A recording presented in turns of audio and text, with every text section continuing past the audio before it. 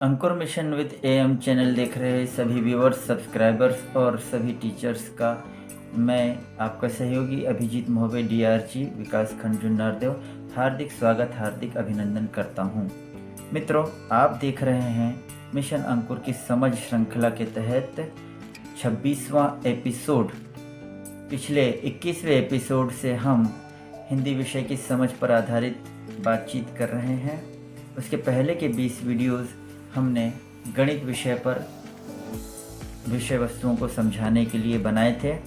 आशा है आप उनसे लाभान्वित हुए होंगे और हिंदी विषय की भी समझ आप बना पा रहे होंगे। मित्रों, पिछले एपिसोड में हमने भाषा साक्षरता के पहले घटक मौखिक भाषा विकास पर बातचीत की थी। आशा है आपने उस वीडियो को देखकर अपनी समझ निर्मित की होगी। आइए आज के एपिसोड की ओर बढ़ते हैं। आज के एपिसोड में हम बात करेंगे भाषा साक्षरता के अगले यानी दूसरे घटक ध्वनि जागरूकता पर। ध्वनि का अर्थ आप सभी जानते हैं। अब देखते हैं कि ध्वनि जागरूकता क्या है। ध्वनि जागरूकता से आशय है किसी भी शब्द में ध्वनियों को पहचानना, उनके स्थान में होने वाले बदलाव को समझ पाना तथा ध्वनियों को जोड़कर शब्द बनाना या शब्दों को ध्वनि में तोड़ पाने की क्षमता। चूँकि ध्वनि जागरूकता बोली जाने वाली ध्वनियों के बारे में जागरूकता है, इसलिए ध्वनि जागरूकता के लिए गतिविधियां मौखिक रूप से की जाती हैं। ध्वनि जागरूकता में केवल ध्वनि की संरचना पर बल दिया जाता है, ना कि ध्वनि के अर्थ पर, क्योंकि उद्देश्य ध्वनियों को समझाना है, ना कि लिपि चिन्हों को। आइए अब ध्वनि जागरूकता की कुछ गतिविधियों को देखते हैं। आपको स्क्रीन पर कुछ गतिविधियों के प्रकार और उनके उदाहरण दिखाई दे रहे होंगे। आइए इन सब गतिविधियों को समझने का प्रयास करते हैं। पहली गतिविधि है शब्द में प्रथम ध्वनि की पहचान। मित्रों, जैसे ही हम किसी नए वर्ण या मात्रा को बच्चों को सिखाने वाले हों, तब उन्हें उस वर्ण से शुरू होने वाले शब्द में उस प्रथम ध्वनि या आवाज़ की पहचान करवाएं। किस तरह मैं आपको दिखाता हूँ। यह आपको प्रशिक्षण के दौरान भी बताई गई थी। तो इस प्रकार से कि बच्चों, मैं एक शब्द बोलूँगा, यदि उसकी प्रथम ध्वनि या प्रथम अक्षर अ होगा, प्रथम आवाज़, पहली आवाज़ अ होगी, तो मैं अपना हाथ ऊपर करूँगा, नहीं तो मैं अपना हाथ सामने करूँगा। इस प्रकार से हम बच्चों को यह पहली गतिविधि करवाएंगे। जैसे अनार, अनार, कमल। तो इस प्रकार से कुछ शब्द जिनकी प्रथम ध्वनि अ है, हम बोलकर बच्चों को बताएंगे। बीच बीच में कोई अन्य वर्ण से प्रारंभ होने वाले शब्द भी बच्चों को कहेंगे, जिसमें हम अपना हाथ सामने करेंगे। जैसे अदरक, मकान। इस प्रकार से हम बच्चों को अ वर्ण की पहचान, अ ध्वनि की पहचान, अ आवाज़ की पहचान करवाने का प्रयास करेंगे। तो यह जो हमने करके दिखाया, यह मैं करूं घटक है, यानी इसमें शिक्षक करके बताएंगे। इसके बाद हम करें घटक में शिक्षक बच्चों के साथ साथ यही गतिविधि करवाएंगे, और अंत में आप करें घटक के अंतर्गत शिक्षक निर्देशित करेंगे, शब्द बोलेंगे और बच्चे अपना हाथ सामने या ऊपर करेंगे। इसके बाद दूसरी गतिविधि में हम ध्वनियों को जोड़कर शब्द बनाने की गतिविधि करेंगे। इस प्रक्रिया को ब्लेंडिंग कहते हैं। जिस प्रकार से, जैसे आप लोगों को प्रशिक्षण में भी बताया गया होगा। जैसे मैं एक शब्द बोलता हूँ, कमल, कमल, यानी हमने बच्चों को क, म और ल तीन ध्वनियों की सहायता से एक शब्द बनाना सिखाया। यह प्रक्रिया आप करेंगे, यानी शिक्षक करेंगे, मैं करूं घटक के बाद में, बच्चों से करवाएंगे, साथ साथ शिक्षक भी करेंगे, यानी हम करें। और अंत में केवल शिक्षक बोलेंगे और बच्चे करके बताएंगे। यह घटक आप करें घटक कहलाएगा। तीसरी गतिविधि होगी जो कि दूसरी की उल्टी है, यानी इसमें शब्द को ध्वनियों में तोड़ना होगा।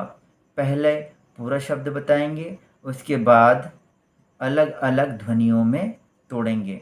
जैसे मैं आपको करके दिखाता हूँ। कमल, क म ल। तो हमने कमल शब्द की अलग अलग ध्वनियों को तोड़कर दिखाया। अदरक, अ द र क। इस प्रकार से हम स्कैफोल्डिंग के तीनों घटकों का समावेश करते हुए यह गतिविधि भी करेंगे। अगली गतिविधि में शब्द में आने वाली ध्वनियों की संख्या गिनना है। जैसे कमल में 3 ध्वनियाँ या 3 आवाज़ें हैं, अदरक में 4 आवाज़ें हैं। इनकी संख्या गिनने से भी बच्चे अलग अलग ध्वनि इकाइयों को पहचान पाते हैं। अगली गतिविधि है असमान ध्वनि वाले शब्दों की पहचान। इस गतिविधि में हम बच्चों को 2 या 2 से अधिक शब्द बोलकर उनमें से अलग या असमान ध्वनि वाले शब्दों को पहचानना सिखाते हैं। जैसे काला, माला, केला। इसमें असमान ध्वनि वाला शब्द केला है।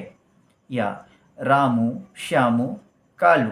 तो इसमें कालू अलग है। इस प्रकार अंतिम गतिविधि में शब्द से ध्वनि इकाई हटाकर नया शब्द क्या बनेगा।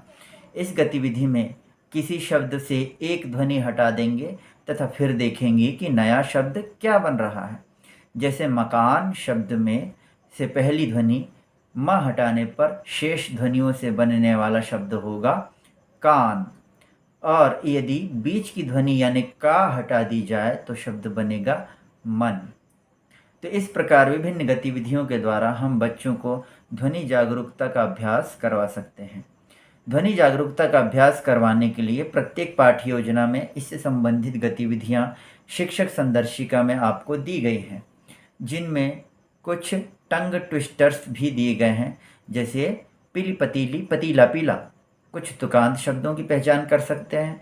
इसके लिए जैसे कुछ कविताएं आप स्क्रीन पर देख पा रहे होंगे। इसमें टालो, डालो या करो, डरो आदि शब्द तुकांत है। इनकी पहचान भी हम ध्वनि जागरूकता के अंतर्गत करवा सकते हैं। कुछ शब्द आपको छात्रों की अभ्यास पुस्तिका में मिल जाएंगे। जैसे पटपट, झटझट, झटझट, पटपट। या राजू, जाजू, जाजू, राजू आदि। कक्षा पहली में ध्वनि जागरूकता के कुछ अभ्यास जैसे स्वर आ की पहचान करने के लिए कुछ शब्द दिए गए हैं। कुछ चित्र भी दिए गए हैं जिनके द्वारा बच्चे ध्वनि जागरूकता का अभ्यास कर सकते हैं। कक्षा दूसरी में भी ध्वनि ई की पहचान करने के लिए कुछ शब्द दिए गए हैं, जिनके द्वारा बच्चे मात्रा ई वाले या ई ध्वनि वाले शब्दों की पहचान कर सकते हैं। इसके अलावा चित्र में दिए गए जिन शब्दों में ई की ध्वनि आती है उन पर बच्चे घेरा लगाएंगे। इसी प्रकार मूल्यांकन कार्यपत्रक में भी ध्वनि जागरूकता के कुछ अभ्यास और प्रश्न दिए होंगे जिन्हें बच्चों को करना होगा। तो मित्रों, हमने आज ध्वनि जागरूकता के विभिन्न अभ्यास देखे, गतिविधियां देखी, जिनके द्वारा बच्चे ध्वनि के प्रति जागरूक होंगे। मित्रों, ध्वनि जागरूकता का अभ्यास करवाना इसीलिए आवश्यक है क्योंकि इनके द्वारा ही बच्चे ध्वनि प्रतीकों से संबंध यानी वर्णों का ज्ञान कर पाएंगे।